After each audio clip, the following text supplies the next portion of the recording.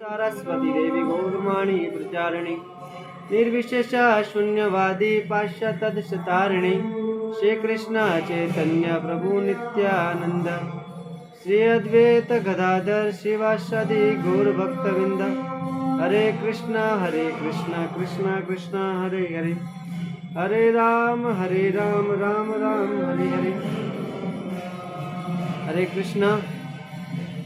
तो हम जैसे कि हमने बता दिया है आपको कि गिरिराज जी महाराज जी का कथा का जो है, वैसे गिरिराज जी महाराज जी की कथा अनंत है, ये नहीं कहेंगे हम इसका एंड है, लेकिन जितना हमने आचार्य गुरु से सबसे सुना है वो हम ये भी गिरिराज जी कथा का एंड करते हैं। मतलब कथा तो बहुत सारी है, लेकिन कह सकते हैं कि ये लास्ट कथा है। इसके बाद क्योंकि हमें आगे की कथा भी कवर करनी है, तो उसी हिसाब से हम ये कथा फिर से चालू करेंगे आगे का। उसके बाद हम कथा चालू करेंगे नंद महाराज के द्वारा वरुण देव के जो पार्षद है नंद महाराज को बंदी बना लिया।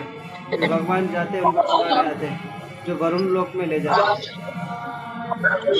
सभी भक्तों से निवेदन है कि अपना कैमरा ऑन रखे ताकि मैं आपको देख पाऊँ। तो हम चालू करते हैं। कल का हमने क्लास जहाँ पे एंड किया था उससे ही हम वहाँ पे चालू करने वाले हैं जहाँ पे हमने किया था। तो यहाँ पे एक श्लोक से हम स्टार्ट करते हैं। श्लोक इस प्रकार से है। श्रीशैल्य दश वर्णै वर्षणि कुंडे विद्याधरे नर स्नान करोति कृते शतयज्ञ फल लभते। इसमें क्या बोल रहे हैं कि शैलम पर 10,000 वर्षों तक रहकर वहाँ के विद्याधर कुंड में प्रतिदिन स्नान करना, वह पुण्य आत्मा मनुष्य 100 यज्ञ अनुष्ठान फल पा लेता है। बोल रहे हैं कि विद्याधर यहाँ पे अपने भारत में ही एक विद्याधर है जहाँ पे तीर्थ माना जाता है, उसको भी तीर्थ स्थान ही माना जाता है। तो बोले वहाँ पे रह के व्यक्ति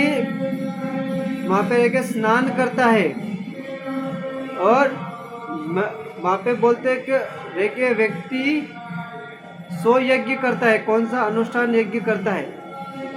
व्यक्ति उसका 100 यज्ञ करे और गिरिराज महाराज जी के जहाँ पे वहाँ पे आगे एक किसी तीर्थ में या किसी कुंड में जाके, जैसे गंगा है, राधा कुंड है, श्याम कुंड है, ऐसे तीर्थों में मतलब वहाँ पे गिरिराज जी के चरणों में जाके उसे तीर्थों का सिर्फ जल अपने आचमन में रखकर वो व्यक्ति सिर्फ ऐसा स्पर्श कर लेता, मुंह से पी लेता है, तो उस व्यक्ति को वो लाभ मिल जाता है। और आगे बताया जा रहा है, आगे के श्लोक में बताया जा रहा है कि गोवर्धन आस्मिन यो यज्ञ कृत्वा धृत सुदक्षिणम नाके पद सर्वथया स विष्णु पदम व्रजत। तो बोल रहे हैं कि वेंकटचल, वरिधा, महेंद्र, विंध्याचल पर्वत, अश्वमेध यज्ञ द्वारा अनुष्ठान करके मनुष्य सर्वलोक अधिपति, ये लोग बोल रहे कि जो अश्वमेध यज्ञ करता है इन जगहों पे जाके, कौन कौन से? वेंकटचल जो साउथ में है, ये सब बोल रहे कि विंध्याचल पर्वत है, वहाँ पे भी जाके व्यक्ति तपस्या करता है 100 साल तक, 100 साल या 1,00,000 साल, 1,000 वर्ष तक वो व्यक्ति वहाँ पे तपस्या करता है। उसके बाद बोलता अश्वमेध यज्ञ करता है, उस व्यक्ति को क्या होता है? स्वर्ग में प्राप्ति होता है। क्या यज्ञ कर पाएंगे आप लोग? यज्ञ करने के लिए बोल रहे हैं, 100 यज्ञ करने के लिए बोले। पहली बात तो ये समझ लीजिए कि यज्ञ कौन कर सकता है, ऐसा बोल रहे हैं। अश्वमेध यज्ञ के बारे में पहले ये समझिए। अश्वमेध यज्ञ के अधिकतर हम लेते हैं बार बार। अश्वमेध यज्ञ होता क्या है? अश्वमेध यज्ञ वही कर सकता है जिसने पूरी पृथ्वी का जो राजा बन चुका है, वही अश्वमेध यज्ञ कर सकता है। अश्वमेध वो क्या है? अश्वमेध का मतलब समझिए ये कि पूरा पृथ्वी में जितने भी राजा है, उन राजाओं को हरा के अपना दास बना के उनका धन लेके फिर उन सबका यज्ञ करना, और यज्ञ करने के बाद उस घोड़े को पूरी पृथ्वी पर जहाँ पे भी छोड़ा जाता है, और जो कोई भी उस अश्व को बंदी बना लेता है तो उस व्यक्ति ने, जिस व्यक्ति ने यज्ञ किया था, जिस राजा ने जो यज्ञ किया है और जिसने घोड़ा पकड़ा है, उसके साथ उसको युद्ध करना पड़ेगा।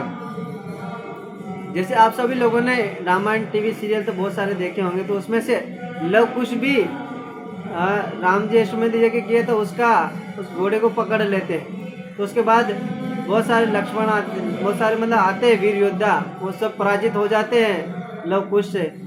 जैसे कि लक्ष्मण जी आए थे और भी बहुत सारे नाम तो मुझे भी याद नहीं आ रहा, लेकिन वो सभी के सभी आए थे और पराजित हो गए थे।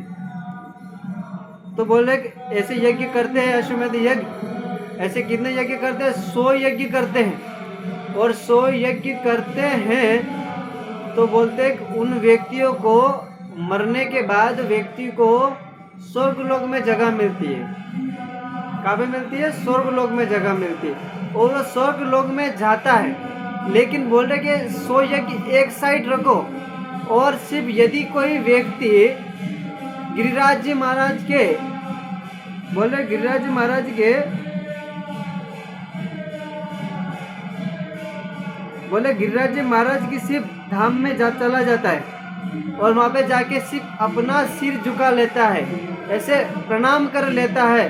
तो व्यक्ति इसमें ये कह रहे हैं इस श्लोक के माध्यम से कि बोल रहे हैं कि यदि कोई व्यक्ति ऐसा करता है, सिर झुका देता सिर्फ गिरिराज जी महाराज के चरणों में जाकर, गिरिराज जी को सर झुका देता, प्रणाम कर लेता है, तो बोलता है कि वो व्यक्ति स्वर्ग का जो सिंहासन है, उस सिंहासन के ऊपर पांव रख के सीधा विष्णु लोक को चला जाता है। तो इतनी महिमा बताई जा रही है। तो जिसने भी भूल में की गिरिराज जी महाराज जी की परिक्रमा जब प्रणाम किया है, उन सबको वास्तविक में ये सब लाभ मिलने ही वाला। बोलते यदि कोई व्यक्ति इस कथा को सुन लेता है तो इसीलिए उसको लाभ ज़्यादा मिलता है। एक तो अनजान में और एक जान में, सब कुछ जान लेता है और व्यक्ति को उससे ज़्यादा लाभ मिलता है। और ये बात कौन बता रहा है, इसके बारे में भी हम आज आपको बताने वाले हैं, है ना। उसके बाद बताया जा रहा है कि बोले ऐसा क्यों, क्योंकि ये गिरिराज महाराज कोई साधारण नहीं है। ये बोले सारे तीर्थों का राजा बताया जा रहा है। यहाँ पे सारे तीर्थों का नाम बताया जा रहा है, वो मैं सब तो नहीं पढ़ूंगा, लेकिन कुछ नाम आपको पढ़ लेता हूँ जो कि विख्यात है इस भौतिक संसार में, जो बहुत ही प्रसिद्ध बताया जाता है। जिसमें से बताया जाए चित्रकूट पर्वत, रामनवमी के दिन मतलब भगवान जी राम जी जन्म लिया, वहाँ पे अयोध्या वगैरह ये सब कह सकते हैं। अयोध्या भी मतलब नीलाचल पर्वत जहाँ पे जगन्नाथ जी विराजमान है, और बोले कि पुष्कर इत्यादि वगैरह जो भी है, बहुत सारे तीर्थों का नाम देकर आए। पुष्कर भी है, अलग अलग तीर्थ जिन्हें मैं नाम भी नहीं ले सकता इसमें क्योंकि बहुत सारे इसमें बता रखे। तो बोल रहे हैं कि बोले इन सभी तीर्थों में, उन सभी तीर्थों का राजा कौन है? ये राजा गोवर्धन महाराज है। तो ये स्टोरी, ये कथा बता रहा है, ये एक कथा बता रहा है। एक बहुत ही विशाल नाम का एक राक्षस था जिसका नाम था महापातकी। सब लोगों को नाम याद रखना रहेगा। महापातकी नाम का एक राक्षस था जो कि वो बताता है नारद मुनि को कि जो नारद मुनि मतलब ये राक्षस क्या किया, गिरिराज जी महाराज जी के यहाँ पे कोई परिक्रमा कर रहा था, कोई ब्राह्मण वगैरह जो ब्रजवासी वगैरह, तो ये राक्षस आया, उसको भूख लगा था, तो वो राक्षस उन ब्राह्मणों को खाने के लिए उनके पास दौड़ा। और जैसे ही दौड़ा तो अभी क्या करेंगे, अभी आप और हम होते तो हम क्या करेंगे, ऐसे अगर हमें पता चल गया कि हमें वो खाने के लिए आ रहा, हम क्या करेंगे? हैं? हनुमान चालीसा तो नहीं पढ़ेंगे क्योंकि वहाँ पे तो नहीं पढ़ेंगे। तो बोले क्या करेंगे, वहाँ पे जाके हम अपना बचाव करेंगे। सबसे पहले क्या करेंगे, जो भी हाथ में अपनी वस्तु होंगे और लेके उसको मारेंगे। तो ब्रजवासी जो ब्राह्मण थे वो सभी क्या कर अपना बचाव करने के लिए गिरिराज महाराज की जो छोटे छोटे आप सब शिलाएं देख रहे हैं पीछे, आप सब लोग शिलाएं देख पा रहे हैं, ये पीछे फोटो में सब देख पा रहे होंगे, ये सब शिला देख पा रहे हो। फोटो के माध्यम से मैं आपको समझा रहा हूँ। जो ये ऐसी शिलाएं होती है, उस जो महापातकी नाम का जो राक्षस था उसके ऊपर मार फेंक रहे, और राक्षस दौड़ता आ रहा है। वो उसको जैसे ही पत्थर पड़ रहे हैं, गिरिराज महाराज की शिलाएं पड़ रही है, ऐसे गिरिराज महाराज जी का जो पत्थर है वो एक तरह से वो पत्थर नहीं है, उसको हम कह सकते हैं कि ये शिला है ना। ये जो शिलाएं आप जो देख रहे हैं, इस शिलाओं को ब्राह्मण सब मार रहे हैं उस राक्षस महापातकी को, और मासे मारे तो उस जैसे ही वो शिला उस राक्षस को जैसे ही स्पर्श किया, वो तुरंत क्या किया उसने, तुरंत वो मुक्त हो गया, तुरंत वास्तविक रूप में आ गया। तो बोल रहे उस व्यक्ति की जो, उस राक्षस का जो आकार किस प्रकार से बताया जा रहा है, उस राक्षस का आकार बताया जाता है, उसका नाक इतना बड़ा था जितना एक हाथी का सूंड होता है, और बताया जा रहा है कि उस व्यक्ति के 3 पांव थे, 3 आंख थे और 3 सिर थे। ऐसा राक्षस था वो ब्राह्मणों को खाने आ रहा था। कैसे क्यों खाने आ रहा था? क्योंकि भूख लगा था। राक्षसों का काम क्या है? ब्राह्मणों को खाना, मांस वगैरह खाना। आजकल के लोगों को देखा जाए तो भौतिक संसार में सभी के सभी लोग ऐसे ही राक्षस हो गए, महापातकी हो गए। महापातकी मतलब कोई हद नहीं है।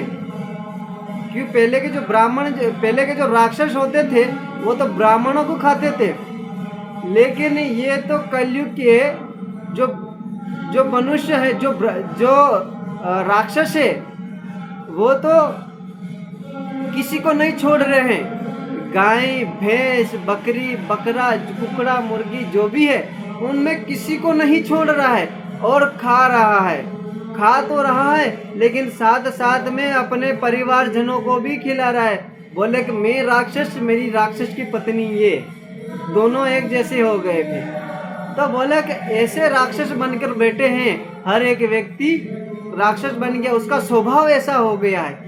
पहले के राक्षस अभी के राक्षसों को देखते तो वो शर्मा जाते हैं कि हे भगवान, हम तो राक्षस जो थे तो कुछ ही खाते थे, लेकिन ये जो राक्षस है, कलयुग के राक्षस, ये तो किसी को नहीं छोड़ते, ये तो मरे हुए को भी खा जाते हैं। तो ऐसे राक्षस है ये सब। तो बोले ये जो कथाएं बता रहे, अभी ये जैसे पत्थर मारे गिरिराज महाराज जी के जो शिलाएं से उनको मार रहे थे, तो राक्षस का तुरंत जैसे ही शिला स्पर्श किया और उस व्यक्ति का वास्तविक स्वरूप में आ गया। कैसे स्वरूप में आ गया?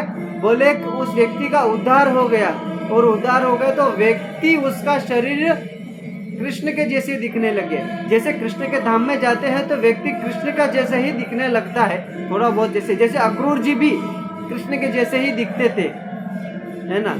भगवान के बेटे थे, वो भी भगवान के जैसे ही दिखते थे। तो इसी प्रकार से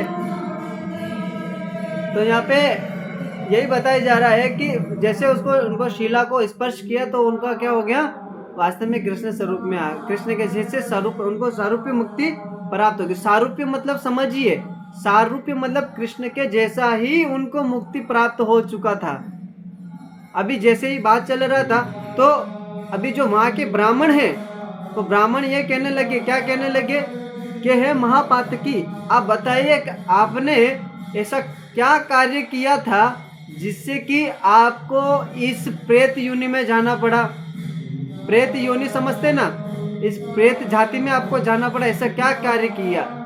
तो ये बताता कि हे ब्राह्मणों, अभी बता रहे यहाँ पे कि अभी वो जो बता रहा है, ब्राह्मण ने प्रश्न पूछा और उसका महापातकी जो अभी कृष्ण स्वरूप में आ चुका है, ये कृष्ण, वो उसका उद्धार हो गया और वो अपने वास्तविक रूप में आ गया है। और बोल रहे हैं कि अभी मैं पिछले जन्म में क्या था इसके बारे में ब्राह्मण पूछ रहे और वो उत्तर दे रहा है, वो राक्षस अभी बता रहे हैं। यहाँ पे बोल रहे हैं, ब्राह्मण बोलते हैं, पुरा जन्मनि कस्तवम भौतक्त्वया किम कलमशकृतम सर्ववदम महाभाग तव साक्षात दिव्य दर्शनम। अभी यहाँ पे क्या बोल रहे हैं कि मैं पिछले जन्म में और कोई नहीं, मेरी जो माँ है, जो मेरे पिता है, तो वो क्या है कि ये सब वेश्य थे। यहाँ पे वेश्य मतलब क्या बताया जा रहे हैं,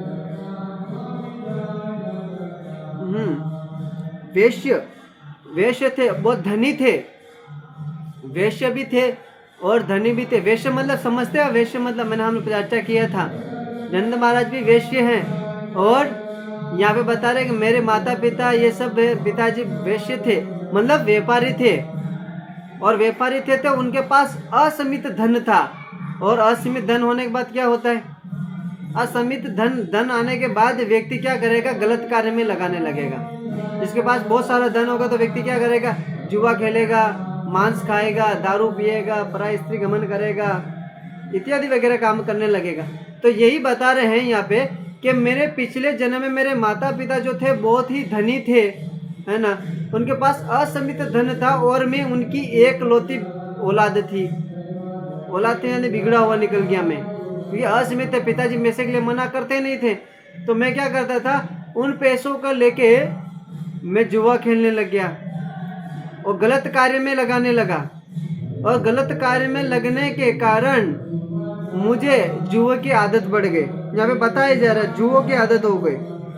और जुआ की आदत होने के बाद वो व्यक्ति क्या किया कि उन घर वालों को जैसे ही पता चला कि हमारा एक लौता बेटा है वो भी जुआ खेलने लग गया, शराब पीता तो वहाँ तक तो ठीक था, लेकिन अभी जुआ खेलने लग गया। और जुआ खेलने लग गया तो माता पिता ने पैसा देना बंद कर दिया। तो बोले अभी उसको आदत तो लग चुका है, अभी क्या किया जाए। तो उसने क्या किया कि अपने ही माता पिता को उसने क्या कर दिया, वध कर दिया। एक समय आधी रात्रि को घातक हथियार लाया, इनकाउंटर करवा दिया, मर्डर कर दिया, जो भी बोले अपने देसी भाषा में। तो उसका मर्डर करवा दिया माता पिता को, उसने उसी ने किया, दूसरों से नहीं करवाया। और उसने मर्डर करने के बाद बोले अभी क्या किया जाए, मर्डर करवा दिया। और उसकी पत्नी भी थी, उसका विवाह भी हो गया था।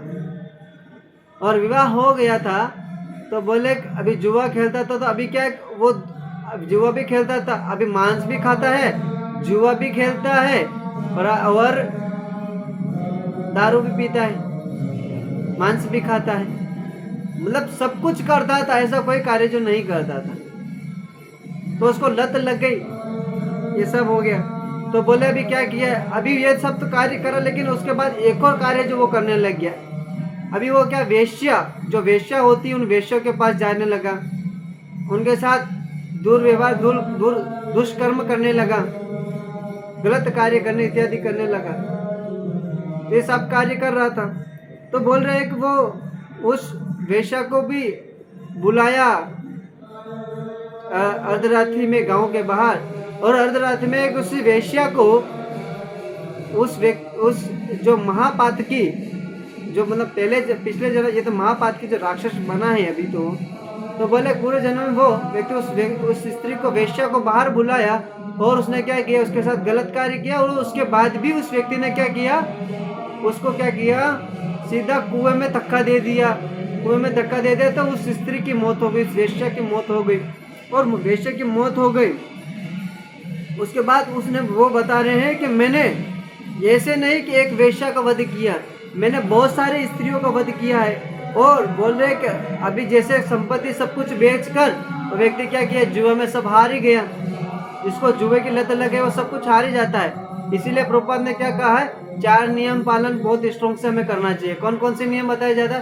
पहला नियम है मांस नहीं खाना है, जुआ नहीं खेलना, दूसरा नियम। तीसरा है परा स्त्री संग नहीं करना है ना। और चौथा बताया जाता है जुआ नहीं खेलना है।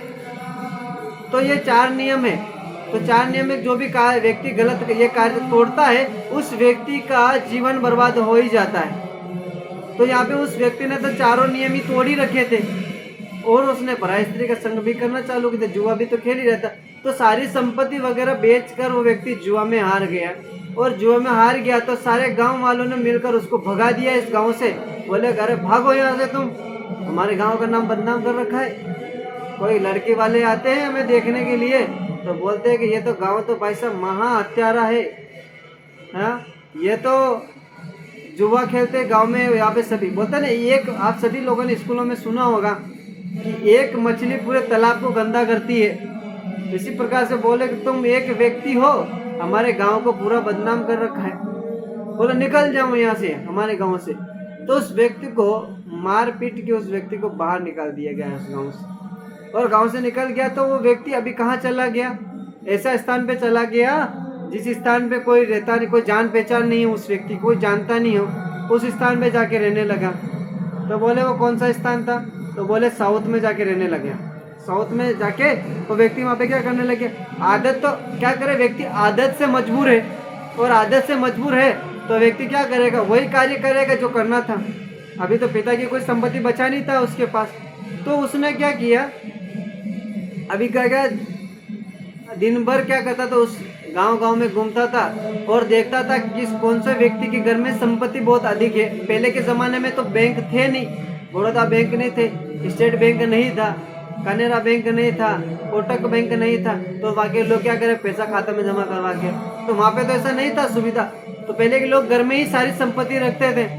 तो दिन भर व्यक्ति वो घूमता रहता था, भीख मांगता था, खाता था और देखता था कि किसके घर में संपत्ति है, और व्यक्ति क्या करता, दिन में देखता था और रात्रि को चोरी करने के लिए चले जाते थे, है ना। वो देखता था रात्रि को चोरी करता था, और बोलते जब चोरी करने जाता था उस घर के अंदर जैसे प्रवेश करता था, जिस घर के अंदर प्रवेश करता तो उस घर के किसी भी सदस्य को जीवित नहीं छोड़ता था, सबको मार डालता था, चाहे बूढ़ा बच्चा औरत कोई भी हो, सबको मार देता और सारी धन संपत्ति लेके वहाँ से रफू चक्कर हो जाता था, गायब हो जाता था सीधा।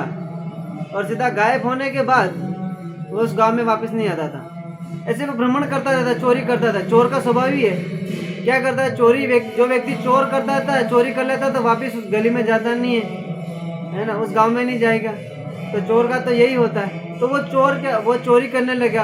ऐसे हजारों गाँव में जाके उस व्यक्ति ने क्या किया, ऐसे चोरी की, बहुत सारे लोगों को वध किया। और यही नहीं, उस व्यक्ति क्या किया, उस व्यक्ति ने मंदिरों में भी जाके उस व्यक्ति ने क्या किया, भगवान की इधर से धन संपत्ति इत्यादि चोरी करने लगा।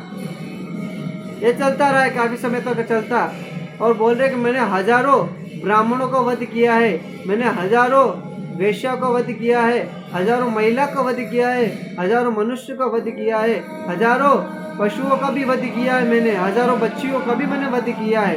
अब व्यक्ति इतना सारा पाप कर लिया तो उस व्यक्ति का क्या होगा, ना तो आपने किया ना हमें किया है। लेकिन व्यक्ति इतना पाप कर ले तो उस व्यक्ति का उद्धार होगा कैसे।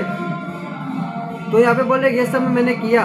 और एक समय की बात है, जब मैं रात्रि के समय किसी घर में प्रवेश कर रहा था, उसी घर में मैं अंधेरे में जैसे घर में जा रहा था तो एक वहाँ पे सर्प था। उस सर्प के ऊपर जैसे ही मैंने पाँव रखा तो उस सर्प ने मुझे अंधेरे में काट लिया। और काट लिया तो जैसे ही उसने काटा तो और मेरे कुछ ही समय में मेरी मृत्यु हो गई। और मृत्यु हो गई तो बोल रहे हैं कि जैसे मेरी मृत्यु हुई और मैं देखा कि मुझे यमराज के दूत आए और सबसे पहले आके मुझे बहुत मारा, लातों घूंसों से मारा, बहुत घसीटा, बहुत मारा। तो बोल रहे इसमें यमराज के दूत से हमें ये शिक्षा मिलती है कि मतलब जो धन कर रहे हैं, जो कमा रहे, जो दूसरों से चोरी करके कर रहे हैं, तो यमराज के दूत तो सबसे पहले हमें आके सबसे पहले मारेंगे, उसके बाद नरक में ले जाएंगे। सबसे पहले तो हमें मारेंगे यहाँ पे, और उसको भी इतना मारा, उसके बाद उसको घसीटते हुए नरकों में ले जाए गए, नरक में ले जाए गए। तो यहाँ पे एक नरक का वर्णन आ रहा है, बोल रहे कि वहाँ पे मुझे एक नरक में ले जाए गए, जो मुझे नरक में डाला गया वहाँ का एक नाम है नरक का कुंभी पाक में डाल दिया। कुंभी पाक का मतलब क्या होता है, कुंभी पाक यानी कि मत अपना जो पीप वगैरह इत्यादि होता है ना, पाक पीप से भरा हुआ, इस नरक में मुझे डाल दिया गया। और वहाँ पे मैं एक मनवंतर तक वहाँ पे पड़ा रहा, है ना।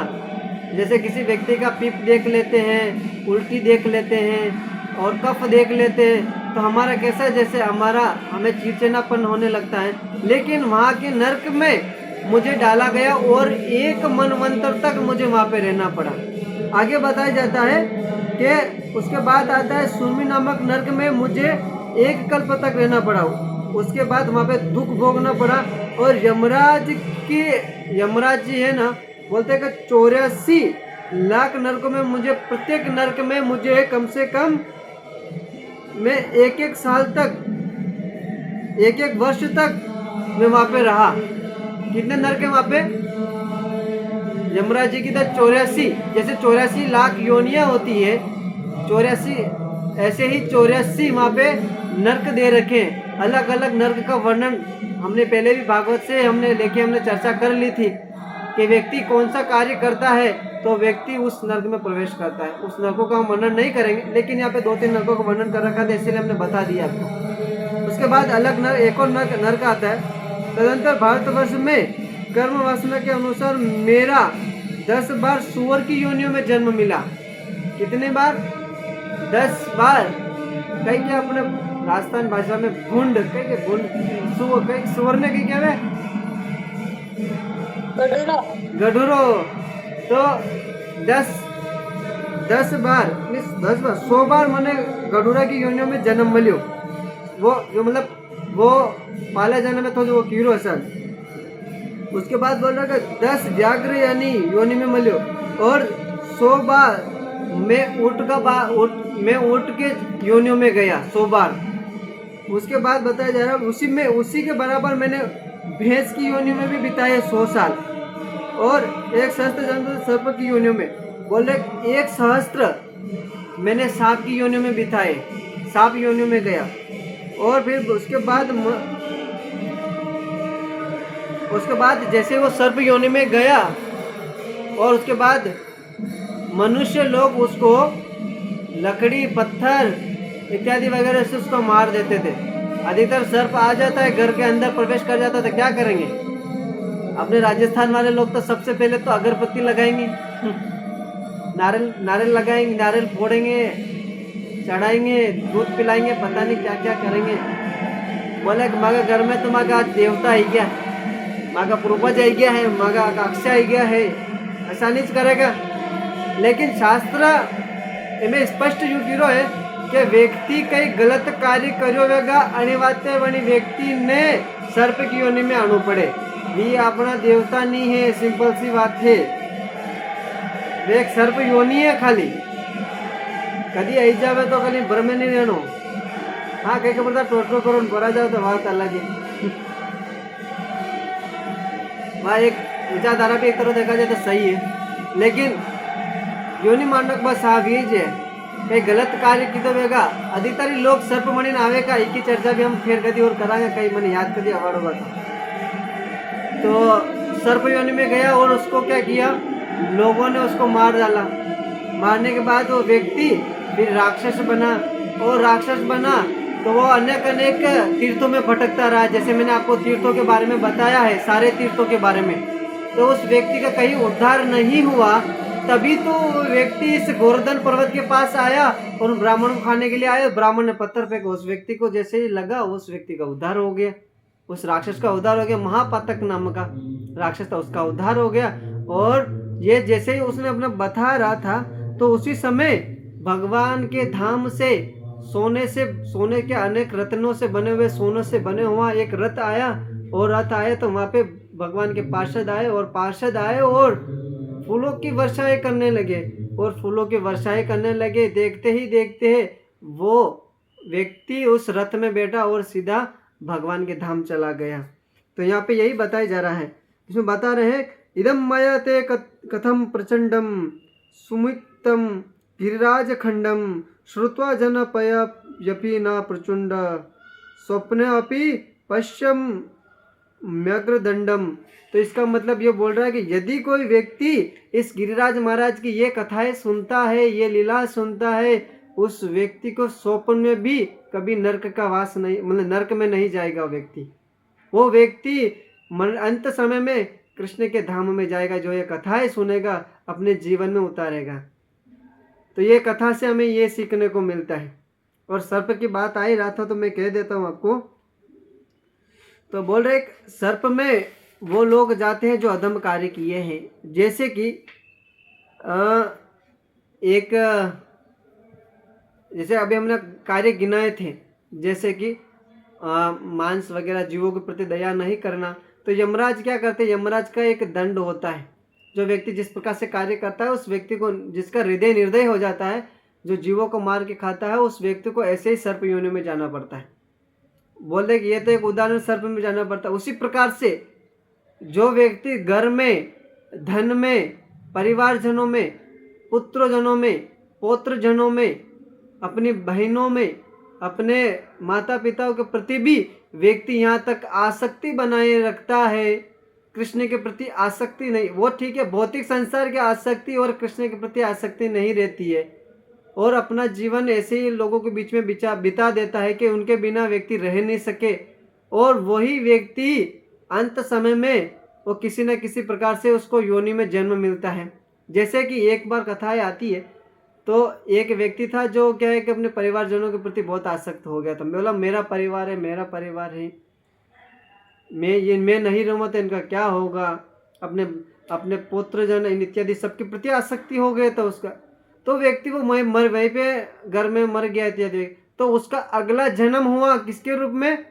पेड़ के रूप में, पेड़ योनि में बीता।